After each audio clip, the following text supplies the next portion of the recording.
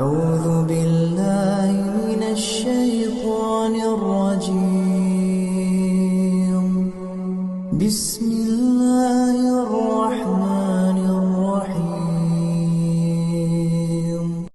فوربك لنسألنهم أجمعين عما كانوا يعملون فاصدع بما تؤمر وأعرض عن المشركين إنا كفيناك المستهزئين الذين يجعلون مع الله إلها آخر فسوف يعلمون ولقد نعلم أنك يضيق صدرك بما يقولون فسبح بحمد ربك وكن من الساجدين واعبد ربك حتى يأتيك اليقين.